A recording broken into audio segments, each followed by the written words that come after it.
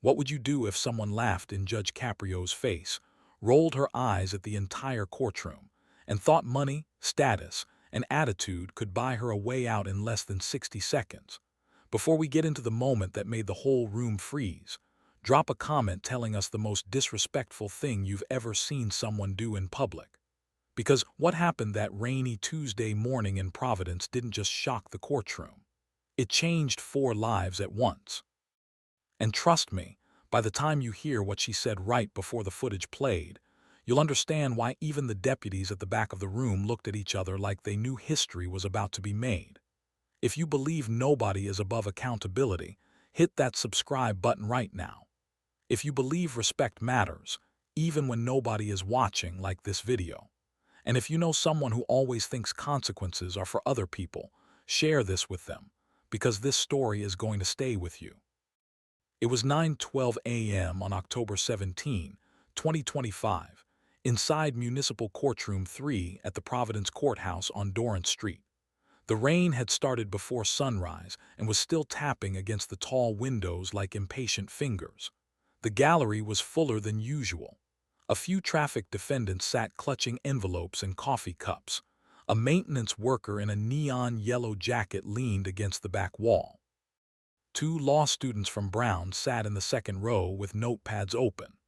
Court officer Daniel Ruiz stood near the bench with that straight-backed stillness people get when they've seen enough human behavior to stop being surprised by most of it. Most of it.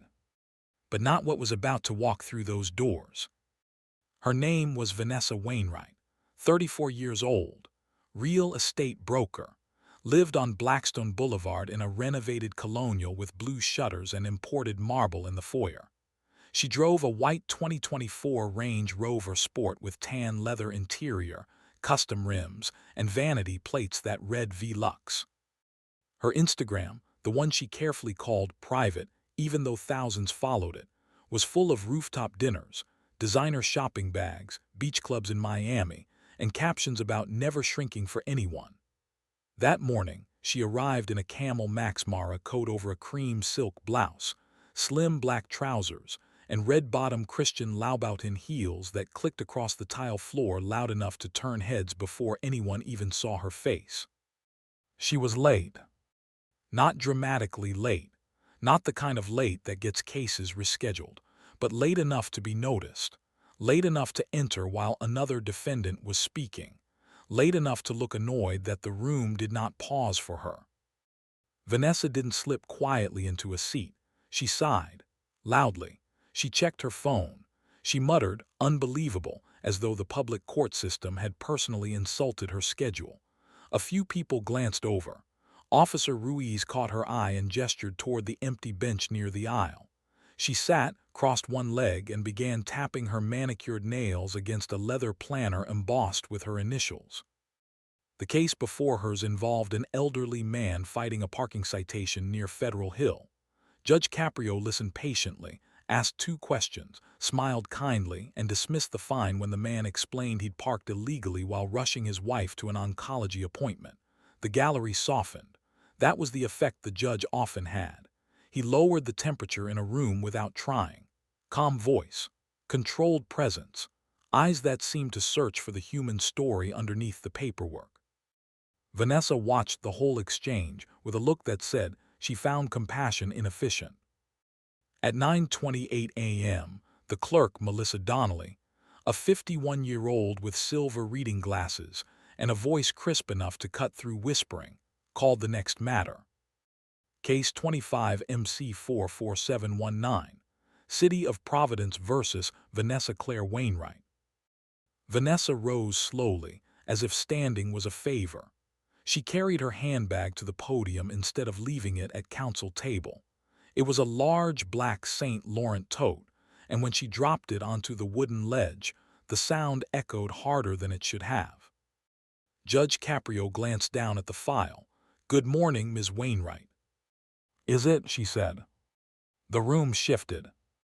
Not loudly, just that almost invisible tightening that happens when strangers sense a line has been crossed. Melissa looked up from the docket. Officer Ruiz straightened. One of the law students stopped writing. Judge Caprio remained composed. You are here regarding 3 municipal citations arising from an incident on August 22, 2025, on Atwells Avenue near Dean Street. One citation for unlawful parking in a handicap access zone, one for failure to obey a traffic officer, and one for disorderly conduct. How do you wish to proceed? Vanessa gave a dry laugh. By not wasting half my day over something this ridiculous. You could hear the air conditioning hum. Judge Caprio folded his H. And Ms. Wainwright, this is a courtroom. Will proceed respectfully. She tilted her head and gave that smile people use when they're not amused, only preparing to be cruel. Respectfully. With all due respect, Your Honor, I think this whole thing is theater. That word landed hard, theater. A whisper rippled through the gallery. One of the traffic defendants actually turned around to look at the people behind him, as if checking whether they'd heard the same thing. They had. Everyone had. If you can already feel where this is going, drop a comment telling us whether you think arrogance always catches up with people. Because right here, before a single piece of evidence had been mentioned, Vanessa thought she was controlling the room. She had no idea that the room was about to close in on her. Judge Caprio didn't raise his voice. He never needed to. You may disagree with the citation, Ms. Wainwright, but you will not demean these proceedings. She shrugged. Then maybe these proceedings shouldn't be so easy to demean. There it was. Officer Ruiz took one step forward, not enough to alarm anyone, just enough to remind the room that calm has boundaries. Judge Caprio looked down at the complaint report. You were parked in a striped handicap access aisle adjacent to a marked accessible space outside Rossi's pharmacy. According to the report, your vehicle blocked ramp clearance while a patient attempted to access the sidewalk. Vanessa leaned toward the microphone for maybe 90 seconds. Melissa, without emotion, said, "The report notes 11 minutes." Vanessa turned and snapped, "I wasn't speaking to you." Gasps audible this time. The woman in the second row, a school nurse named Carla Mendes who had been waiting on her own registration issue, whispered, "Wow." Not because she meant to, because it escaped her. Judge Caprio's voice went colder, not louder, colder. You will address court personnel properly. Vanessa exhaled through her nose, looking up at the ceiling. Fine, sorry to the bureaucracy. There are moments when a courtroom doesn't just go quiet, it goes still. This was one of them. Even the rain seemed to fade behind the walls. And yet if Vanessa had stopped there, things might still have gone differently. Because the charges alone weren't world-ending. Fines, maybe community service, maybe a stern lecture. The kind of municipal case people forget by lunch. But arrogance has a terrible habit of digging where the ground looks stable. Judge Caprio turned one page. The city also indicates there were civilian complaints tied to the incident. We'll get to that. First, do you deny parking where the officer observed your vehicle? No, Vanessa said. I deny that it matters. That sentence struck the room like a slap. In the gallery sat a woman named Elena Mendez, 42, wearing a navy raincoat still damp at the shoulders. Her left hand rested on the handle of a folded wheelchair beside her. Next to her sat her son, Gabriel, age 9, thin shoulders inside a Patriots hoodie, one leg supported in a black orthopedic brace from ankle to thigh. He kept looking down, then up, then down again. He was trying to be brave in that quiet, tight-lipped way children do when they know adults are angry and don't know yet if the anger belongs to them. Vanessa hadn't noticed them. Judge Caprio had. He looked toward the front row. Mrs. Mendez, I understand you are present. Elena nodded once. Her mouth was pressed so tightly it seemed painful. Vanessa followed his gaze, then rolled her eyes. Are we seriously doing victim statements over a parking spot? That was the outrage moment. Early, clean, complete. The room was no longer merely irritated with her, it was against her. Officer Ruiz's jaw flexed.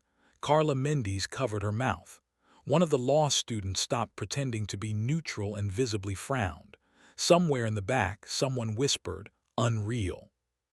Judge Caprio didn't react to the insult. He reacted to the child. "Young man, what is your name?" Gabriel swallowed. "Gabriel, sir." "And how old are you, Gabriel?" "9. Thank you for being here." Vanessa gave a small laugh under her breath, the kind that says she thinks the whole thing is beneath her, but people heard it. That made it worse. Alina stood when the judge invited her. Her voice shook at first, then steadied through force. On August 22 at 4:47 p.m., she had taken Gabriel to Rossi's pharmacy to pick up antibiotics and dressing supplies after a follow-up appointment at Hasbro Children's Hospital. 2 weeks earlier, Gabriel had undergone surgery for a crushed tibia after a dirt bike accident in Johnston. He could not bear weight. He could not step off a curb safely without the ramp. When they arrived, the accessible van space was open. The ramp area was not. The white Range Rover was parked across the striped access aisle, engine running, flashers on, as if hazard lights could transform selfishness into legality. Alina said she waited, assuming the driver would return. Gabriel was in pain. He had been in the car 30 minutes. The brace chafed his skin raw near the knee. He needed to get inside before the pharmacy closed the prescription window for inventory. Alina finally asked a nearby traffic officer for help. That officer, Patrick Sweeney, approached the Range Rover and asked the driver to move. Vanessa interrupted right there, "Because I was picking up one thing. Judge Caprio held up a hand. "You will wait." Alina continued. Officer Sweeney asked Vanessa twice. Vanessa refused. According to Alina, Vanessa said, "He can wait. The world doesn't stop because your kid has a cast." The sound that moved through the courtroom then was not quite a gasp. It was more like shared disbelief finding one voice. Quiet, horrified, human. Gabriel stared at the floor. Vanessa folded her arms. "That is not what I said." Judge Caprio asked, "Are you alleging the witness is lying?" "I'm alleging people get dramatic when they want sympathy." Alina's face changed, not to anger, to hurt, real hurt. The kind harder to witness because it doesn't perform. Her chin trembled. Gabriel reached for her hand. And then, as if the story still hadn't become ugly enough, the judge asked the clerk to mark the supplementary packet. That's when everyone learned this wasn't only about the child. Because the city had more. Much more. Hit like if you've ever seen someone talk too much right before the truth catches up with them.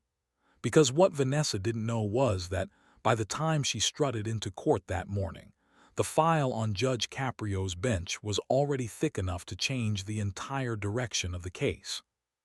Attached to Officer Sweeney's report were 2 witness statements, one from Alina Mendez, the other from a 68-year-old retired school custodian named Arthur Bell. Arthur had been walking out of Rossi's carrying a paper bag and a cane. He saw the argument. He saw Gabriel trying not to cry in the passenger seat. He also saw something Vanessa apparently didn't realize anyone had noticed. When Officer Sweeney approached her vehicle, Vanessa was not hurrying to buy medicine. She was standing inside Bellissimo Boutique next door, holding 2 shopping bags and looking at sunglasses in a mirror. Surveillance timestamps placed her in that store for 9 minutes and 42 seconds after the officer first spoke to her. Vanessa's expression changed, but only slightly. A small tightening near the mouth. It was the first crack. Judge Caprio asked, "Were you shopping while your vehicle obstructed the accessible ramp area?" "It was next door," she said quickly. "I could see the car." "That wasn't my question." She paused. "I stepped in for a second." Melissa adjusted her glasses and read from the report. Store surveillance indicates entry at 4:49 p.m., exit at 4:58 p.m. Vanessa turned toward the clerk again. "You all really pulled footage over this." Judge Caprio said, A child recovering from surgery was involved. A lawful police order was allegedly ignored. Yes, the city pulled footage. What happened next would later become the clip everybody replayed. Vanessa smirked. Not a nervous smile, not disbelief. A smirk. Then she said over a limping kid in some painted lines, "That's insane." The room erupted. Not chaos, not shouting, just the collective intake of human outrage made audible. Someone in the back said, "Jesus." Carla Mendes whispered, "No way." Arthur Bell, who had entered quietly and sat near the aisle, lowered his head and closed his eyes like he couldn't bear listening to her talk anymore. Gabriel looked up for the first time. His face was confused. He was too young to have the right word for what he was feeling, but everyone else knew it: humiliation. Judge Caprio's expression never changed. That was almost the most devastating part. Calm doesn't always mean softness. Sometimes it means you are watching someone walk, step by step, toward the consequences they built for themselves. "Ms. Wainwright," he said, "there are two kinds of people who come into a courtroom: those who want to be heard and those who assume they don't have to listen. The second kind usually learns more." That line hit the gallery like a bell. One of the students wrote it down immediately. Vanessa's shoulders stiffened. "With respect, I didn't come here for a life lesson." Judge Caprio looked directly at her. "Life lessons don't ask permission." That was quote number one, and everyone knew it. But the revelation that changed everything still hadn't arrived. Because at 9:46 a.m., Officer Patrick Sweeney was called to the stand. He was 47, square-jawed, broad-shouldered, hair clipped close. 23 years with the department. Rain still darkened the cuffs of his uniform pants from the walk over from the station annex. He held himself with the kind of matter-of-fact steadiness that comes from writing thousands of reports and knowing each one matters on all. Why, if it's true? He testified that he first noticed the Range Rover because a wheelchair access zone was blocked and a mother was waving him down. He approached Vanessa outside Bellissimo Boutique and requested she move the vehicle. She responded, according to his notes, "I'll move when I'm done being treated like a criminal over a parking job." He warned her the car was unlawfully positioned and affecting a disabled patron. She said, "Then carry him." The courtroom made a sound that was almost physical. Vanessa shook her head aggressively. "That's false." Officer Sweeney didn't flinch. "It's in my notebook, ma'am." Judge Caprio asked whether there was any body cam footage. Sweeney answered yes. The first 30 seconds had no audio due to activation delay, but the remainder did. Vanessa's face lost a little color. Just a little. The judge looked at her. "Would you like the footage played?" And here came the choice moment. The moment when pride and survival sat across from each other. Any reasonable person would have said no. Any attorney would have said no. Even the gallery knew the smart move was to stop talking, admit fault, apologize, accept the fine, end the bleeding. But Vanessa Wainwright had built an identity around never backing down, especially when backing down was exactly what the moment demanded. She lifted her chin. "Please play it." Several people in the gallery exchanged looks. Officer Ruiz's eyes narrowed just enough to show he had seen this before. The fatal overconfidence of somebody who mistakes boldness for control. The monitor on the side wall flickered on. At first the footage showed shaky pavement, rain dots on the lens the side of the pharmacy awning. Then the camera settled. The Range Rover sat diagonally across the striped zone, hazard lights blinking orange against wet white paint. Alina stood beside the van, one hand on the door. Gabriel was visible inside, brace extended, face tight with pain. Then Officer Sweeney's voice. "Ma'am, I need you to move the vehicle now. You are blocking accessible clearance." The frame panned to Vanessa. Hair perfect, sunglasses on top of her head, Bellissimo shopping bag in one hand, phone in the other. On-screen Vanessa said, "I heard you the first time." Sweeney, then I need compliance. Vanessa, and I need 5 minutes without public servants acting important. A couple of people in court actually winced. On the footage, Alina stepped forward and said, voice cracking, "My son can't get down safely." And then, clear as a church bell in cold air, recorded for the room to hear, Vanessa said, "Lady, your emergency is not my emergency." No one moved. No one breathed. Vanessa stared at the screen as if it had betrayed her personally. But it got worse. Sweeney said on the video, "Move the vehicle or I'll cite you and order a tow." Vanessa laughed, actually laughed. "Tow a Range Rover because some kid needs a little extra space. Go ahead, I'll own your pension." The courtroom reaction this time was not loud. It was deeper than loud. It was stunned silence. The kind that tells you a person has revealed themselves so completely that commentary would only cheapen the moment. Then came the "but wait, there's more" twist. Arthur Bell's voice entered from off-camera. Thin, old, angry. "Miss, are you hearing yourself?" Vanessa spun toward him and snapped, "Mind your cane." Arthur Bell lowered his eyes in the courtroom as his own recorded humiliation filled the room. His fingers trembled against the top of his wooden cane.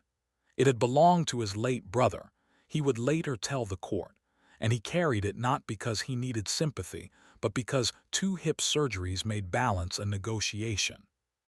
Vanessa, watching the screen, suddenly looked less angry than confused.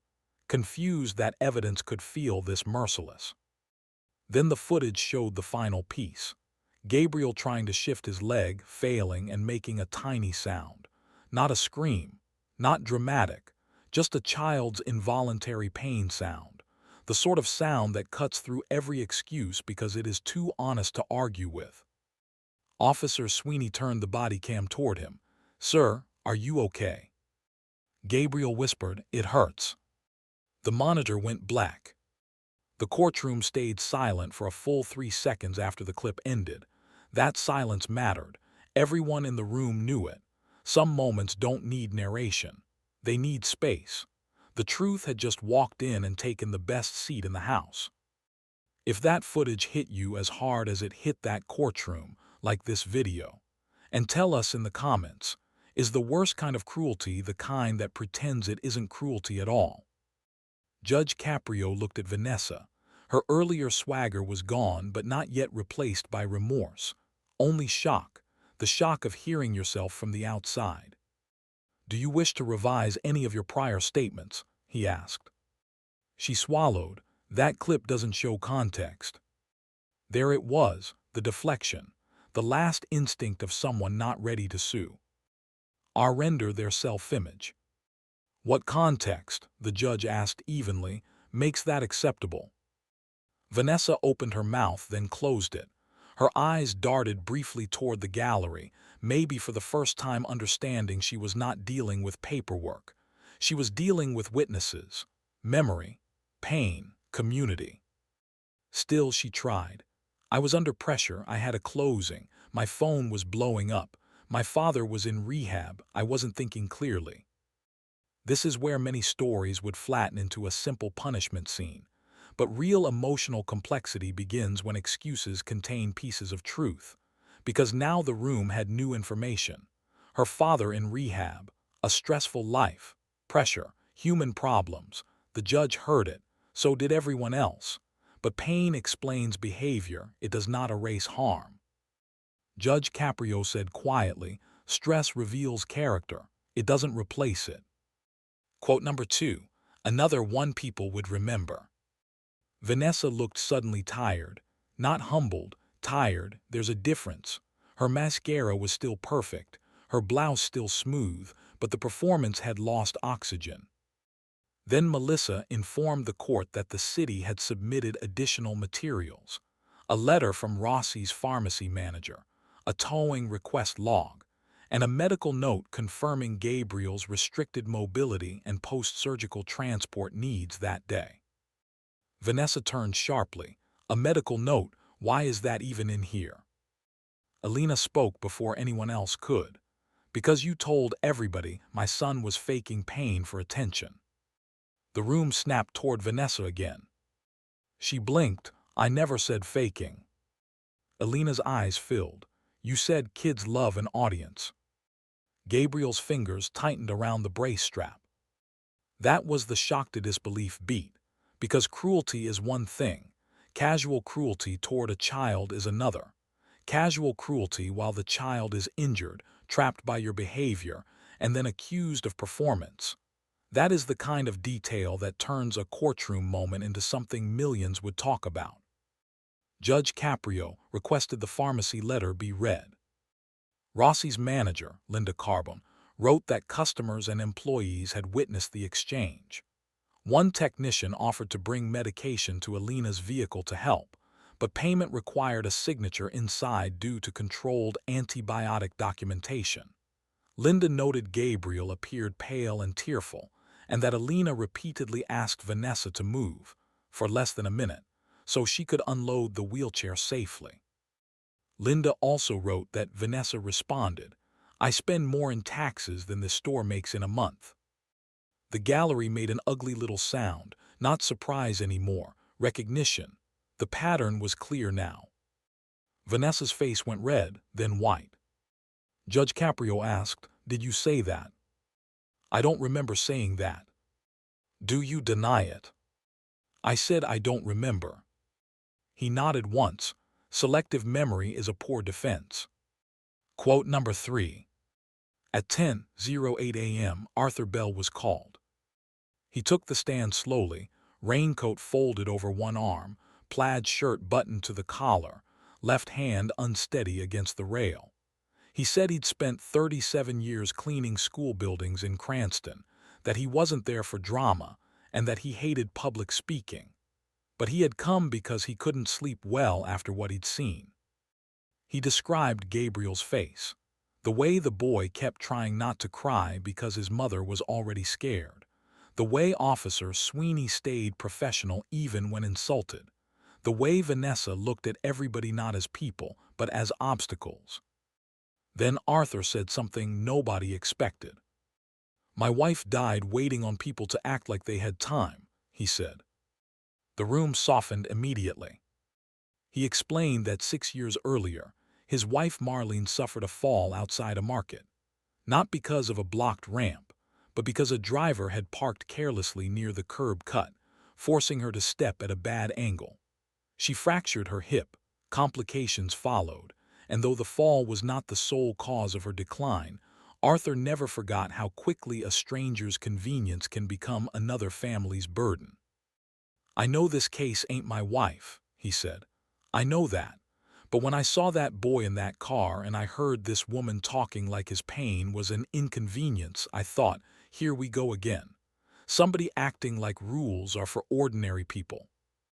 Vanessa looked at him then, really looked, and for a second something flickered there. Not tears, not yet. Recognition, maybe. The first dangerous inch toward conscience. Judge Caprio let the silence sit after Arthur's testimony. Then he asked Vanessa if she wanted to respond. She gripped the sides of the podium. Her knuckles had gone pale. I think people are making me into a monster.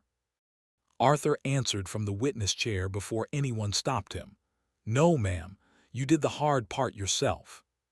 Quote number 4. If you're still with us, subscribe now because moments like that are why people never forget this courtroom.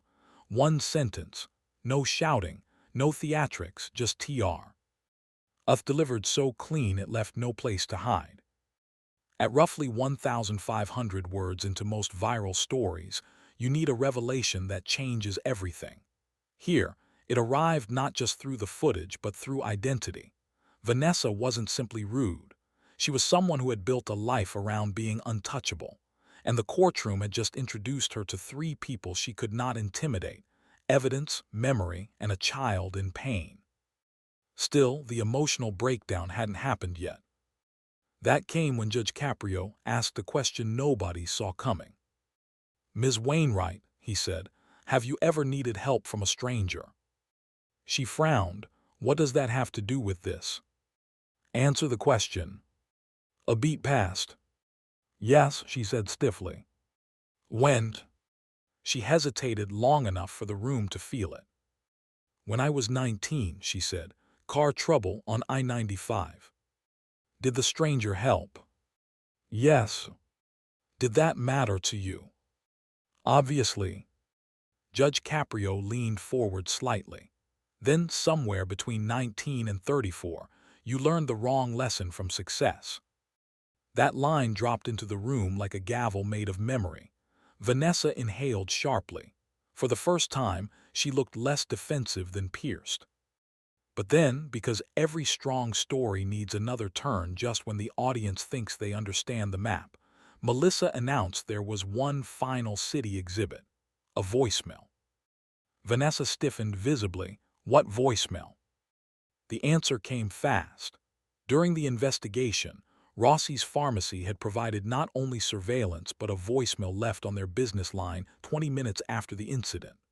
The caller had not identified herself by name, but Officer Sweeney linked the number to Vanessa's contact information. The message was left after the pharmacy manager apparently refused to validate Vanessa's complaint against the officer. Judge Caprio asked, "Have you heard this recording?" Vanessa's lips parted, no sound. Melissa looked to the judge. He nodded. The voicemail played. It was unmistakably Vanessa's voice. Lower now, angrier, stripped of the polished social charm she usually wore in public. If you people want to make a spectacle over a temporary stop, go ahead. But when I say that officer was aggressive, people will believe me. And tell that dramatic mother if she wants special treatment, she can move somewhere with valet disability parking. The courtroom broke. Not shouting, not disorder, but a wave of horrified whispers that could no longer be suppressed. The school nurse shook her head so hard her ponytail moved. The law student in the second row stopped writing entirely and just stared. Elena closed her eyes. Gabriel leaned into her side. Arthur Bell let out a long breath that sounded almost like grief. And Vanessa, for the first time, looked afraid. Real fear, not of fines, not of embarrassment alone, fear of recognition, fear that the carefully managed image she lived inside had been punctured too publicly to repair with charm. This was the breakdown point beginning to form. Judge Caprio did not pile on. That's part of what made him powerful. He never needed to humiliate people who had already revealed enough to humble themselves. He asked one question. Is that your voice? Vanessa nodded once. Speak clearly. Yes. Did you leave that message? Yes. And was Officer Sweeney aggressive? No. Then why did you say he was? She looked down. The room waited. When she finally spoke, her voice was smaller than before. Because I was angry. At last, a true sentence. Judge Caprio asked, angry at whom? She opened her mouth, closed it, tried again. Everybody. That answer did something unexpected. It softened the room, but only by inches. People understood anger. What they didn't excuse was where she had aimed it. And now, slowly, she seemed to understand that too. Judge Caprio said, anger is not a license, it is a test. Quote number 5. He reviewed the applicable municipal ordinances. The fines alone could total over $700 with costs. A contempt warning remained on the table for conduct in court. There was also discussion, based on the disorderly conduct component, of additional sanctions or a referral to community impact service, especially given the dismissed tow that had tied up city resources. Vanessa whispered almost to herself, this is insane. But it didn't sound arrogant this time. It sounded destabilized. That's when the judge gave her something unexpected, a chance. Ms. Wainwright, I have heard your attitude. I have seen the evidence. I have heard from the people you affected. Before I impose sentence, I am going to give you 2 minutes, not to explain the law, not to defend your image. 2 minutes to tell this courtroom whether you understand what you did. You could feel the shift instantly. A consequence moment, A door opening, not escape, accountability. Vanessa stood there under fluorescent light and public memory, all brand labels stripped of value. Her shoulders rose with a breath. She couldn't seem to finish. She looked first at Judge Caprio, then at the floor, then finally toward Alina and Gabriel. When she spoke, the words came badly. I was rude. The judge said nothing. She tried again. I was out of line. Still nothing. Because everybody knew those weren't enough. Alina waited, face unreadable now. Arthur Bell sat with hands folded over the cane. Officer Sweeney remained motionless. Melissa's pen hovered above the docket but did not move. Vanessa's eyes brightened. Not tears falling yet, just the glassy warning before them. I thought if I acted like it was small, then it would be small. I thought if I stayed aggressive, nobody could make me feel. She stopped. Feel what? Judge Caprio asked softly. Wrong. There it was. A breath moved through the courtroom, as though several people had exhaled together. Vanessa turned toward Alina. I am sorry. Alina didn't answer. Vanessa looked at Gabriel. The child met her eyes only briefly. She looked away first. I'm sorry I spoke about you like that. I'm sorry you were hurting and I made it worse. Gabriel said nothing. He didn't owe her anything. Then she looked at Arthur Bell. I'm sorry. Arthur nodded once, but his expression stayed guarded. Forgiveness had not entered the room yet, only acknowledgement. For a moment it seemed the story was settling into a straightforward ending. Apology, sentence, lesson. But around the 3,000-word mark, a strong retention script needs another revelation. And this one came from a source nobody anticipated. The bailiff stepped forward with a note from the side door. Melissa read it, then looked at the judge. Your Honor, there is an individual asking to address the court briefly regarding Ms. Wainwright, name listed as Thomas Wainwright. Vanessa went rigid. Judge Caprio asked, relation. Vanessa's voice nearly failed. My father. Now the room changed in an entirely different way. Because minutes earlier, Vanessa had mentioned her father was in rehab. That detail had sounded like just another excuse. But now here he was, apparently present, unexpectedly, publicly. Judge Caprio considered, then allowed it. Thomas Wainwright entered wearing a brown windbreaker over rehab center sweats and orthopedic sneakers. He was 62, tall once maybe, but now reduced by time and alcohol damage into a version of height that seemed to fold inward. His cheeks were hollow. His hands shook slightly. A hospital ID band still circled one wrist. He looked embarrassed to exist in public and determined to exist there anyway. Vanessa whispered, "What are you doing here?" He answered without looking at her, "Trying not to fail you again." The gallery went silent. Thomas took the witness position awkwardly. He said he was at St. Anne's Recovery Center in North Smithfield and had learned about the hearing from Vanessa's assistant, who called in panic after the voicemail evidence surfaced during pre-hearing discussions. He almost didn't come. Then he thought about all the times he hadn't shown up in Vanessa's life when he should have. He began carefully. Vanessa's mother died when Vanessa was 11. He drank through most of her teenage years. She learned early that vulnerability was dangerous, apology was weakness, and control was survival. She put herself through college, built a career, never asked for help, never forgave dependence in others because she hated it in herself. The courtroom listened with that peculiar tension, reserved for explanations that don't excuse, but do illuminate. Thomas turned toward his daughter. Your problem was never confidence, it was fear in expensive clothes. Every head in the room lifted. Vanessa flinched as though struck. He kept going. He said Vanessa learned to despise mess because she grew up inside one. She became the kind of person who needed everything polished, scheduled, and superior, because if it looked successful maybe nobody could see what she came from. But pain denied becomes pain exported. And on August 22, she exported hers onto a child, a mother, an old man, an officer, and finally this courtroom. Vanessa's first tear fell. Just one. Then another. Not movie tears, not dramatic sobbing, the kind people fight hard and lose anyway. Judge Caprio watched quietly.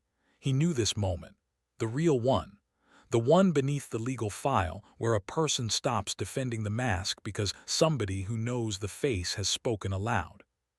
Thomas said one last thing that no one in that room forgot.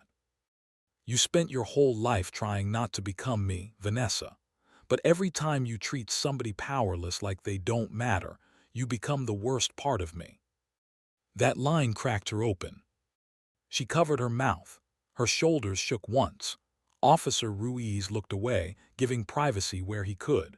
Elena's expression changed from anger to something more complicated. Even Arthur Bell softened around the eyes. This was the emotional peak, around 3,500 words. Not justice served yet. Not mercy, something. Harder, recognition. If you've ever seen a person collapse under the weight of hearing the truth from the one person they can't dismiss, tell us in the comments. And if you believe accountability matters more when it leads to change, subscribe now, because this story still has a turn nobody expected.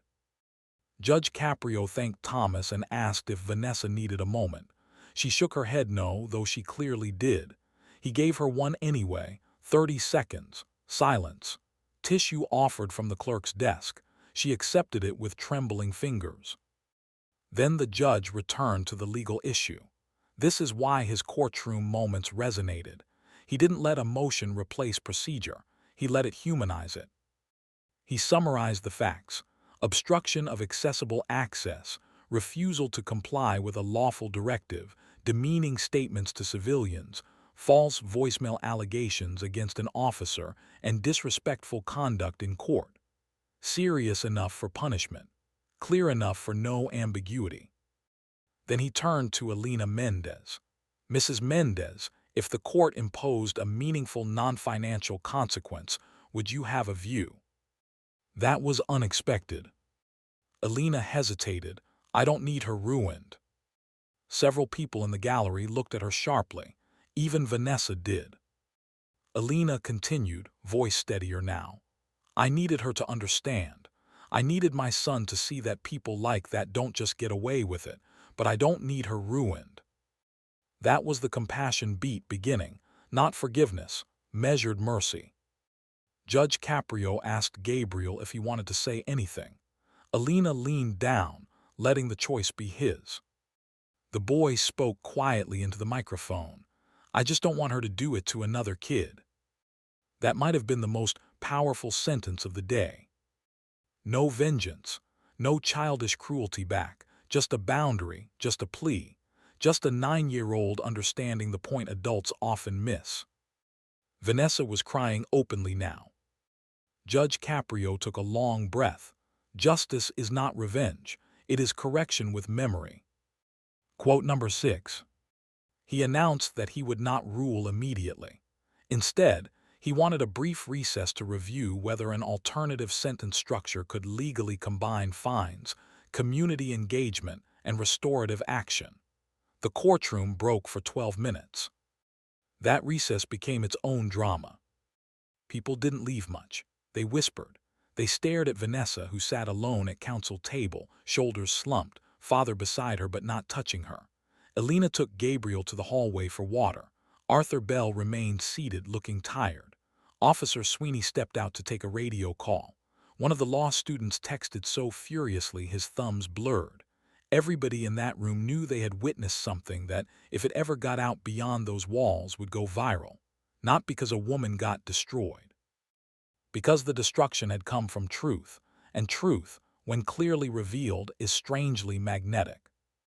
When court reconvened, the tension felt different, less explosive, more consequential. Judge Caprio returned with notes. Ms. Wainwright stand. She stood.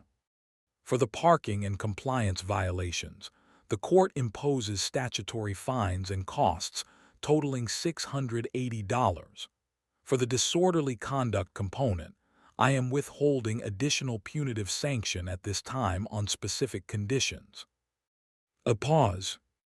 You will complete 40 hours of community service within 90 days with an organization serving mobility-impaired individuals or families of pediatric rehabilitation patients, subject to probationary verification.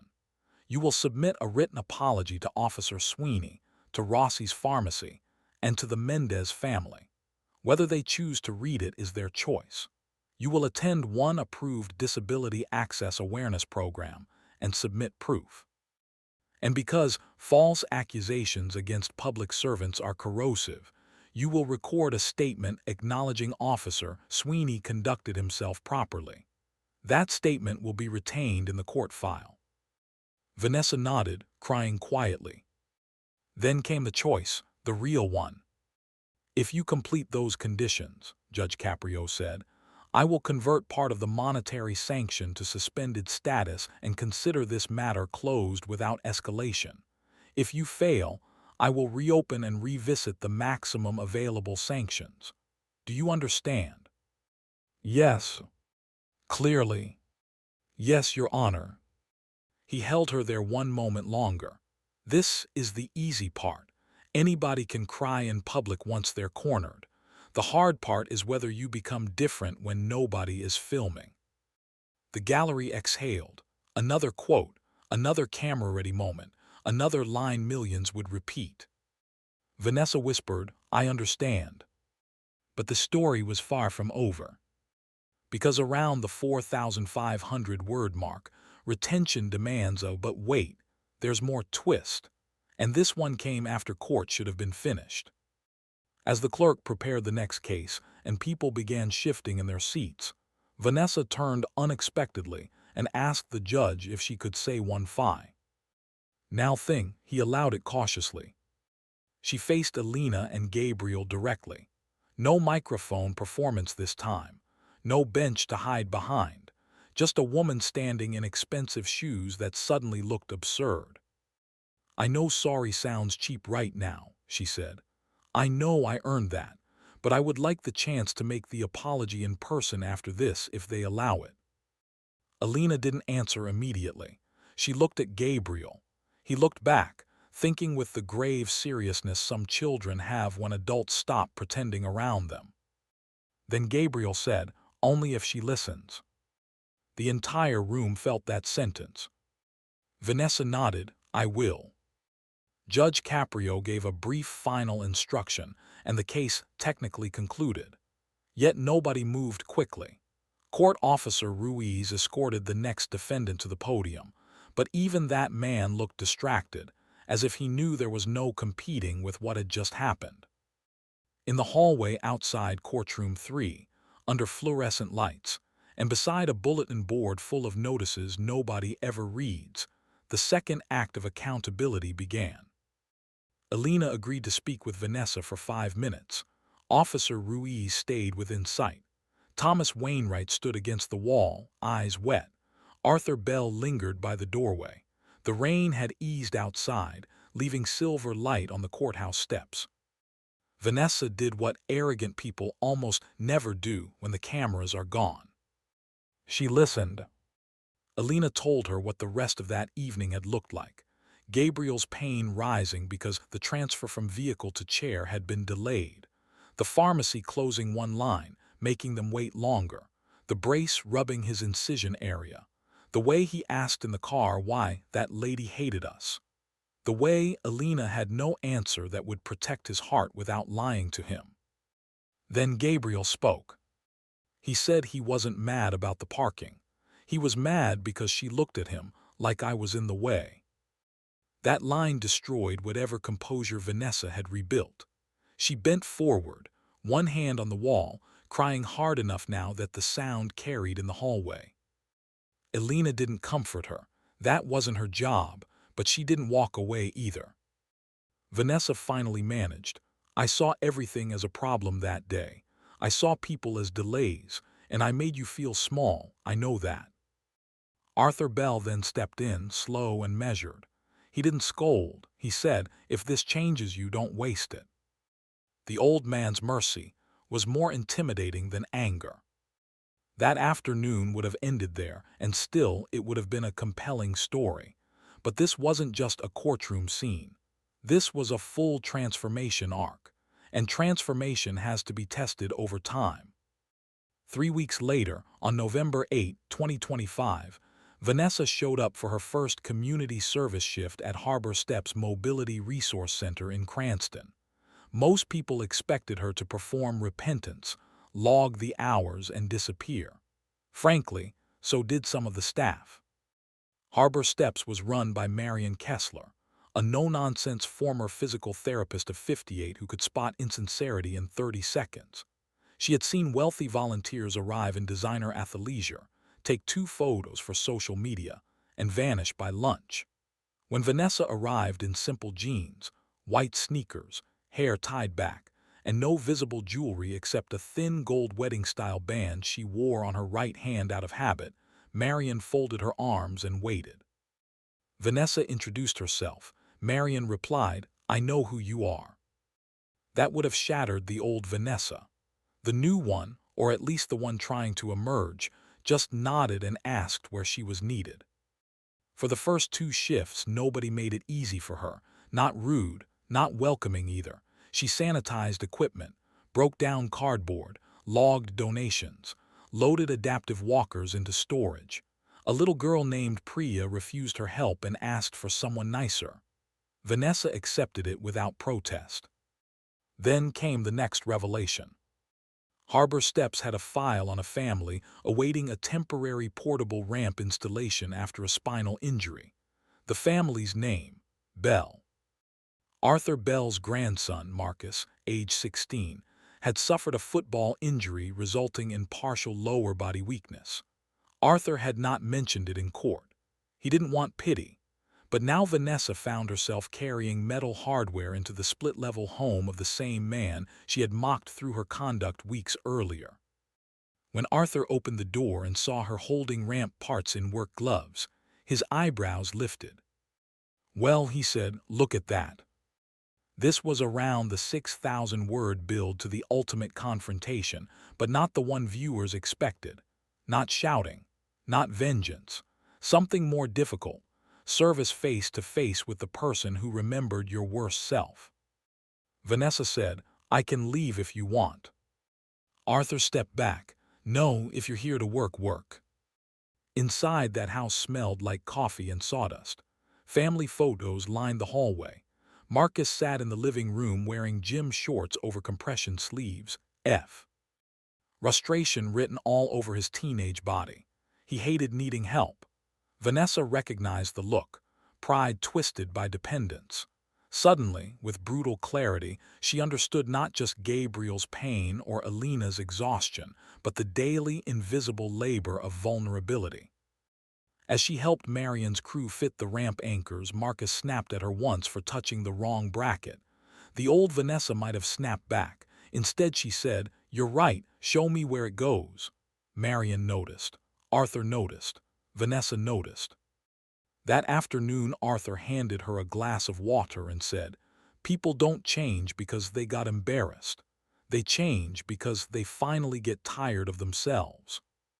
She said, "I'm tired." He answered, "Good, that means you started."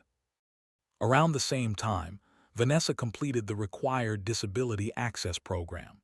There she heard stories from veterans with prosthetics, mothers of children with cerebral palsy, commuters who navigated cities like obstacle courses because somebody just stopped for a second in the wrong place. One speaker, Nadia Lopez, said, "Accessibility isn't special treatment. It's the minimum respect architecture can offer a human body." Vanessa wrote that sentence down. By December, something else had changed. She had not posted a single thing about her service hours online. No curated redemption selfies. No captions about growth. That mattered. Marion later told the court liaison, "For the first time, I think she's not doing this to be seen." But then came the unexpected twist around the 7,000-word mark. On December 19, 2025, Officer Patrick Sweeney filed an addendum, not a complaint, a commendation note. He wrote that he responded to a weather-related traffic backup outside Providence Pediatric Imaging, where a rideshare vehicle had blocked a curb ramp during sleet. Before he could intervene, a woman in a dark parka and gloves had already approached the driver, firmly but calmly explained the hazard, and helped a mother unload a wheelchair from a van in the freezing wind. When Sweeney got closer, he recognized the woman. Vanessa Wainwright. He noted she did not see him at first. She wasn't performing. She was working. She then apologized again, this time privately, for the voicemail falsehood. Sweeney wrote, "I believe the defendant is making a serious effort toward corrective conduct." That report changed everything. Because up to that point, redemption was possible. Now it was evidenced. Not perfect, not complete, evidenced. Judge Caprio received the addendum before Vanessa's compliance review hearing scheduled for January 14, 2026. So did probationary services. So did the community center. Letters came in too. Marion Kessler wrote that Vanessa had completed not 40 but 72 hours. Arthur Bell wrote a brief statement saying, "She showed up to work, not to talk." Elena Mendez sent one more surprising note. Gabriel wanted the court to know she came to one of his physical therapy fundraiser breakfasts and sat at the back, quietly, and bought out the raffle tickets so other kids could win. Now we were entering the hope beat. But the story still needed one more emotional peak before resolution. That came at the review hearing. The courtroom was less crowded on January 14, but still fuller than usual once word spread that the Range Rover case was back. Not officially viral nationwide. Not yet. But locally, people talked. Some had seen hallway footage. Others had heard retellings so vivid they felt like eyewitnesses. It was the most talked-about municipal hearing in Providence that winter. Vanessa entered at 8:56 a.m. very differently this time. No Max Mara, no Louboutins, navy sweater, gray slacks, flat black shoes, hair pulled back. No tote bag dropped for emphasis. She arrived early.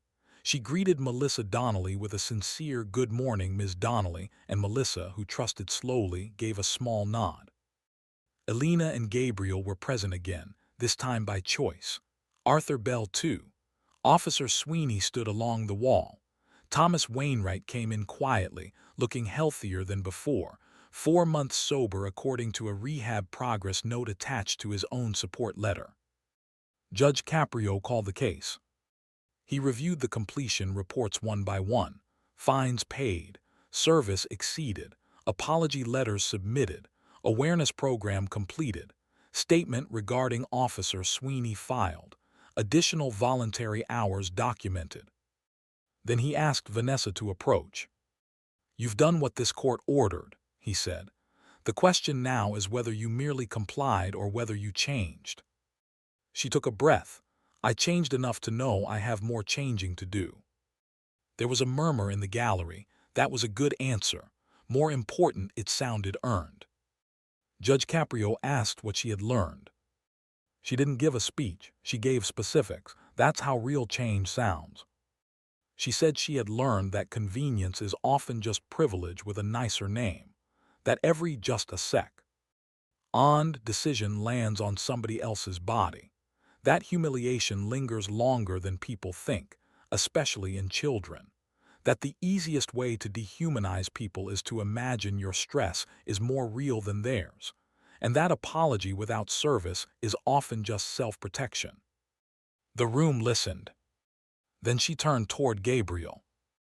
There are moments when the camera in your mind zooms in because everybody knows they are about to witness the sentence beyond the sentence. This was one of them. Vanessa said, "You told me in the hallway that day you were mad because I looked at you like you were in the way. I want you to know I remember that every time I see a curb ramp now. Every time. And I'm sorry I gave you a memory you had to grow around." Elena looked down, blinking quickly. Gabriel, now walking short distances with only a hinged brace and a single forearm crutch, said, "You don't do that anymore." Simple, devastating, healing. Vanessa's eyes filled. Then came the forgiveness twist, unexpected, measured, powerful. Alina stood and asked permission to speak. Granted. I don't excuse what happened, she said, and I won't tell my son that people deserve trust just because they cry in court, but I will say this. He has watched what you did after. He has watched what accountability looks like. And that matters too. She turned to Gabriel. Do you want to tell her? The boy nodded.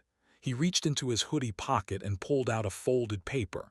It was a child's drawing. Crayon marker, uneven lines.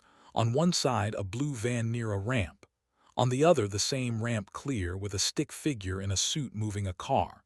Above it, in messy handwriting, leave space for people. The courtroom nearly broke from tenderness. Gabriel handed it to Vanessa. You can keep it so you remember. Vanessa covered her mouth and cried. Even Melissa looked away a second. If this part hit you, subscribe now. Because real justice isn't only the moment someone gets exposed.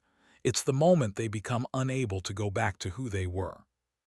Judge Caprio, visibly moved but still steady, announced the resolution. Part of the monetary sanction would be suspended as promised. The matter would be closed upon administrative filing. But before he finished, he gave the line that would later spread farther than any body cam clip. Ms. Wainwright, the law can punish conduct. Only conscience can prevent its return. Protect that conscience. It arrived late, but it arrived. That was the satisfaction moment. Justice served, not through destruction alone, but through correction with proof. The gallery applauded softly before being reminded that applause was not proper in court. Still, even Officer Ruiz couldn't quite hide the smile pulling at one corner of his mouth. Now we move into the final 1,000 words, the epilogue, the validation, the proof that this was not a one-day miracle. 6 months later, in July 2026, Harbor Steps Mobility Resource Center hosted its annual Summer Access Fair at Roger Williams Park. Booths lined the walkways. Kids tested adaptive bikes. Physical therapists demonstrated home modifications. There was grilled corn, bottled water in coolers, folding chairs under tents, and volunteer shirts in bright teal with white lettering. Access is dignity. Vanessa Wainwright was there at 7:10 a.m., helping unload tables from a rented Ford Transit van. Not supervising, carrying. Not posing, sweating. Marion Kessler would later say Vanessa had become one of the center's most reliable volunteers, especially for fundraising, logistics, and home adaptation deliveries. She also quietly funded 2 temporary ramp grants through a donor-advised account with no name attached, though the paperwork eventually made clear who had done it. Thomas Wainwright attended that fair too, 6 months sober, then 7. He helped hand out coffee. Father and daughter looked awkward sometimes, healing slowly, but they showed up. That mattered. Healing rarely looks cinematic in real life. Mostly it looks repetitive. Phone calls returned, meetings attended, pride swallowed, different choices made on ordinary days. Arthur Bell came with Marcus, who had improved enough to walk short stretches with braces. Alina came with Gabriel, who was finally out of the full-leg brace and proud of every step. Officer Sweeney stopped by off-duty with his wife and bought raffle tickets for the Pediatric Rehab Fund. At noon, Marion tapped a microphone and thanked volunteers. She called Vanessa up unexpectedly. Vanessa hated public attention now in a way she once would not have understood, but she stepped forward. She looked at the crowd, then at Gabriel, then at the painted curb ramp leading into the pavilion. You could see the memory cross her face. She said, "A year ago I thought inconvenience was something happening to me. Now I know inconvenience is often just the moment somebody else asks you to see them." The crowd clapped. Then she added, "The fastest way to lose your humanity is to rank other people's pain beneath your schedule." There it was, the philosophy earned through shame, service, and repetition. No one in that park forgot it. And if you're wondering whether people ever fully trusted her again, the honest answer is not immediately. Maybe not completely. That is another reason this story resonates. Redemption is not a magic trick. It is a long audit. Some people remained skeptical. They had that right. But over time, skepticism was met not with resentment but with consistency.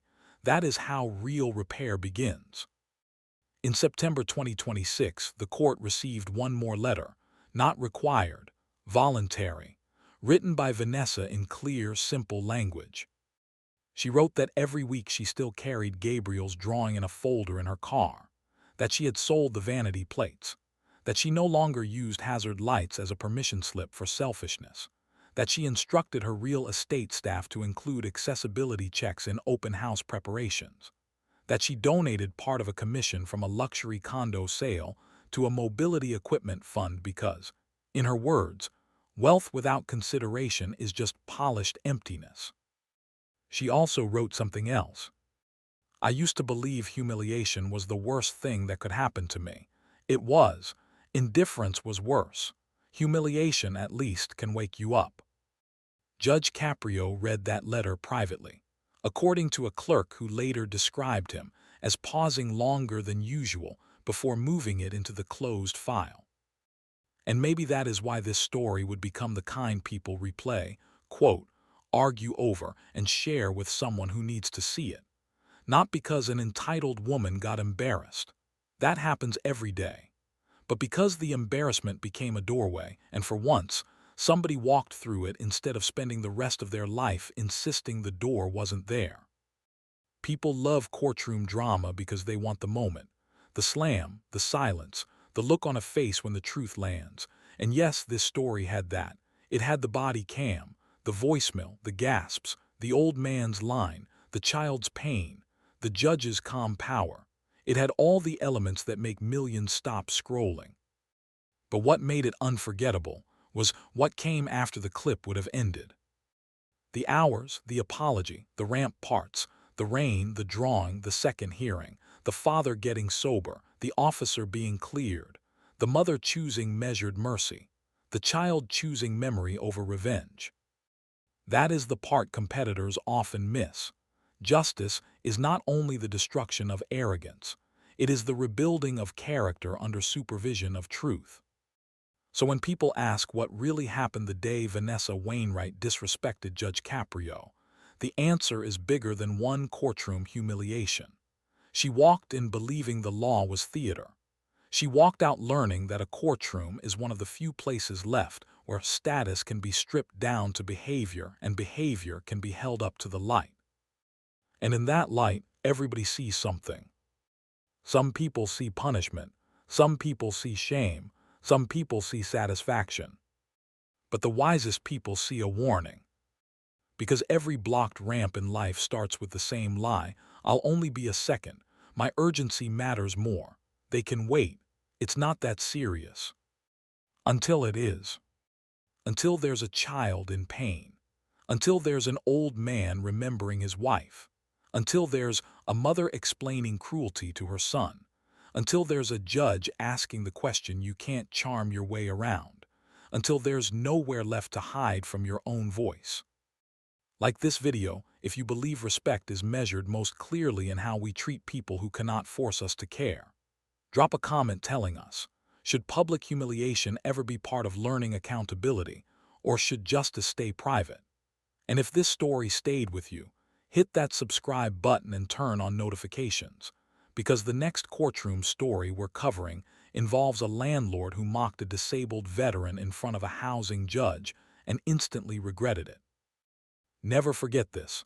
The law can stop your actions, but only conscience can change your direction.